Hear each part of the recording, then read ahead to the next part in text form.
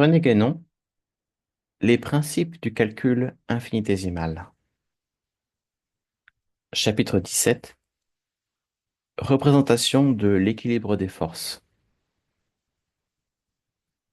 À propos des nombres négatifs, et bien que ce ne soit là qu'une digression par rapport au sujet principal de notre étude, nous parlerons encore des conséquences très contestables de l'emploi de ces nombres au point de vue de la mécanique. Celle-ci, d'ailleurs, est en réalité, par son objet, une science physique et le fait même de la traiter comme une partie intégrante des mathématiques, conséquence du point de vue exclusivement quantitatif de la science actuelle, n'est pas sans y introduire d'assez singulières déformations. Disons seulement à cet égard que les prétendus principes sur lesquels les mathématiciens modernes font reposer cette science telle qu'ils la conçoivent, et qui ne sont appelés ainsi que d'une façon tout à fait abusive, ne sont proprement que des hypothèses plus ou moins bien fondées, ou encore, dans le cas le plus favorable, de simples lois plus ou moins générales, peut-être plus générales que d'autres, si l'on veut, mais qui n'ont en tout cas rien de commun avec les véritables principes universels, et qui, dans une science constituée suivant le point de vue traditionnel, ne seraient tout au plus que des applications de ces principes à un domaine encore très spécial. Sans vouloir entrer dans de trop longs développements, nous citerons, comme exemple du premier cas, le soi-disant principe d'inertie, que rien ne saurait justifier, ni l'expérience qui montre au contraire qu'il n'y a nulle part d'inertie dans la nature, ni l'entendement qui ne peut concevoir cette prétendue inertie, celle-ci ne pouvant consister que dans l'absence complète de toute propriété. On pourrait seulement appliquer légitimement un tel mot à la potentialité pure de la substance universelle, ou de la materia prima des scolastiques, qui est d'ailleurs, pour cette raison même, proprement inintelligible. Mais cette materia prima est assurément tout autre chose que la matière des physiciens. Un exemple du second cas est ce qu'on appelle le principe de l'égalité de l'action et de la réaction, qui est si peu un principe qu'il se déduit immédiatement de la loi générale de l'équilibre des forces naturelles. Chaque fois que cet équilibre est rompu d'une façon quelconque, il tend aussitôt à se rétablir, d'où une réaction dont l'intensité est équivalente à celle de l'action qui l'a provoquée. Ce n'est donc là qu'un simple cas particulier de ce que la tradition extrême-orientale appelle les actions et réactions concordantes, qui ne concernent point le seul monde corporel comme les lois de la mécanique, mais bien l'ensemble de la manifestation sous tous ses modes et dans tous ses états. C'est précisément sur cette question de l'équilibre et de sa représentation mathématique que nous nous proposons d'insister ici quelque peu, car elle est assez importante en elle-même pour mériter qu'on s'y arrête un instant. On représente habituellement deux forces qui se font équilibre par deux vecteurs opposés, c'est-à-dire par deux segments de droite d'égale longueur, mais dirigés en sens contraire. Si deux forces appliquées en un même point ont la même intensité et les mêmes directions, mais en sens contraire, elles se font équilibre.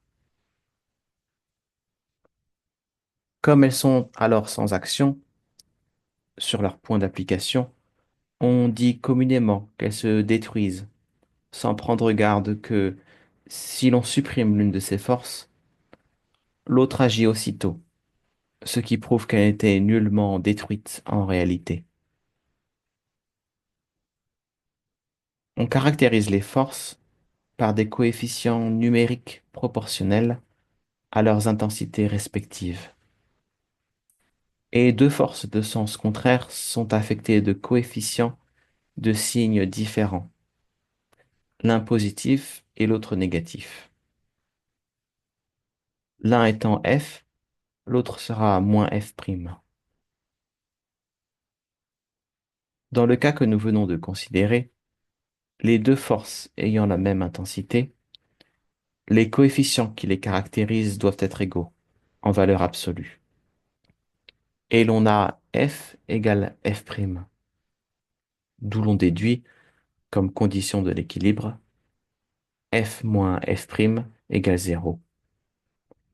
C'est-à-dire que la somme algébrique des deux forces, ou des deux vecteurs qui les représentent, est nulle, de telle sorte que l'équilibre est ainsi défini par 0.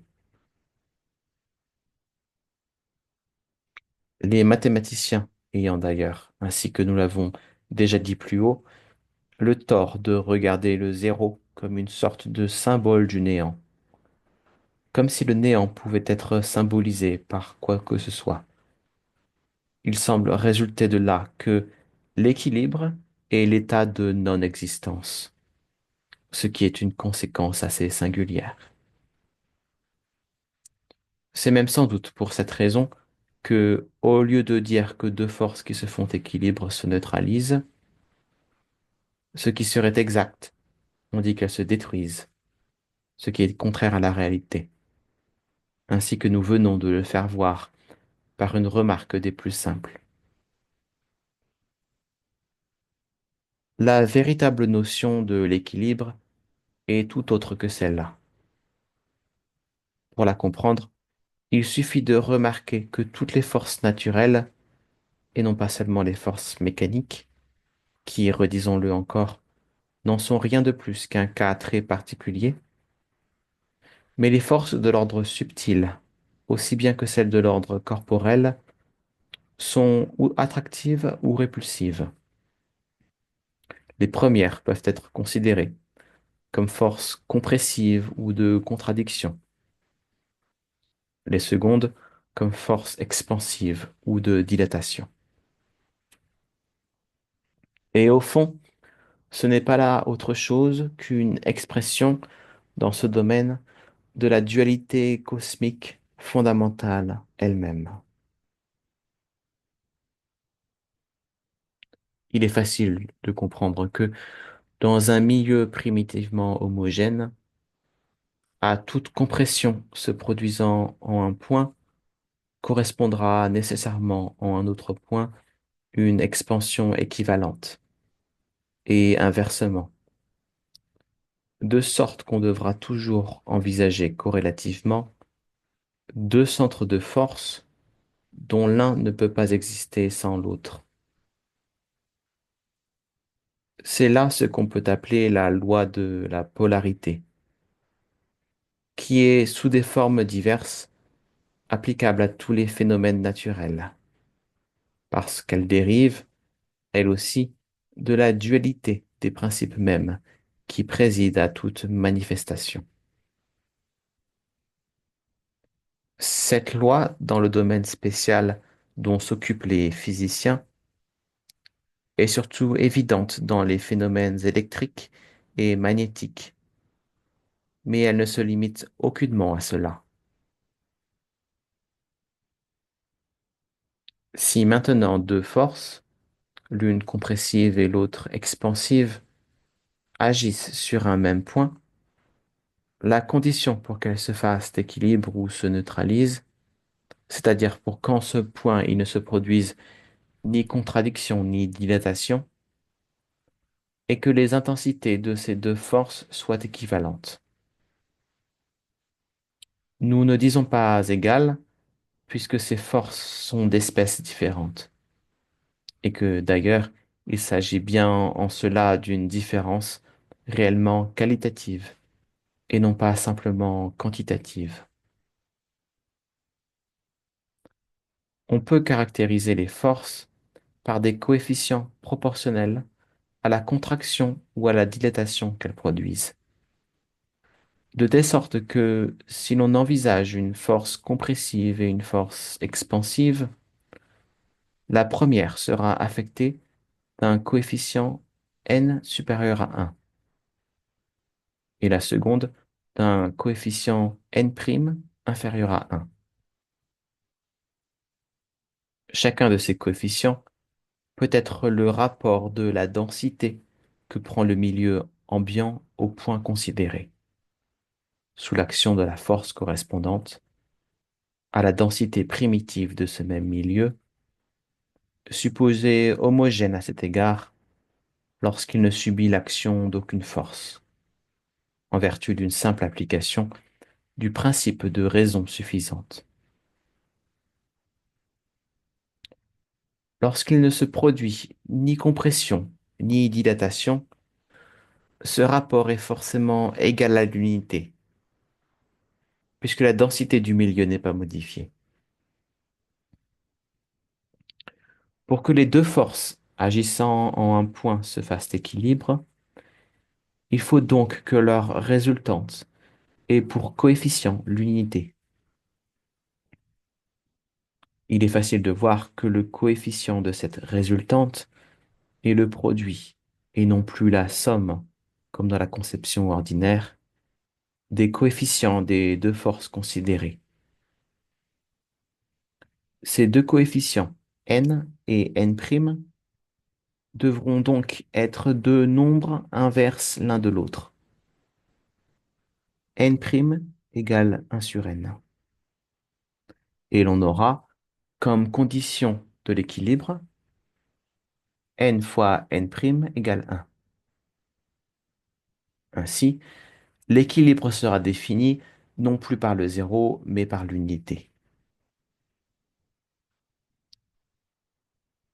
On voit que cette définition de l'équilibre par l'unité, qui est la seule réelle, correspond au fait que l'unité occupe le milieu dans la suite doublement indéfinie des nombres entiers et de leurs inverses, tandis que cette place centrale est en quelque sorte usurpée par le zéro dans la suite artificielle des nombres positifs et négatifs.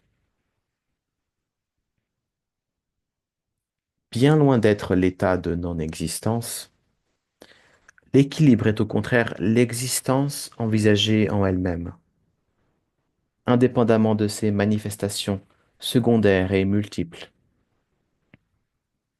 Il est d'ailleurs bien entendu que ce n'est point le non-être au sens métaphysique de ce mot, car l'existence, même dans cet état primordial et indifférencié, n'est encore que le point de départ de toutes les manifestations différenciées, comme l'unité est le point de départ de toute la multiplicité des nombres. Cette unité, telle que nous venons de la considérer, et dans laquelle réside l'équilibre, est ce que la tradition extrême-orientale appelle l'invariable milieu. Et suivant cette même tradition, cet équilibre ou cette harmonie est au centre de chaque état et de chaque modalité de l'être, le reflet de l'activité du ciel.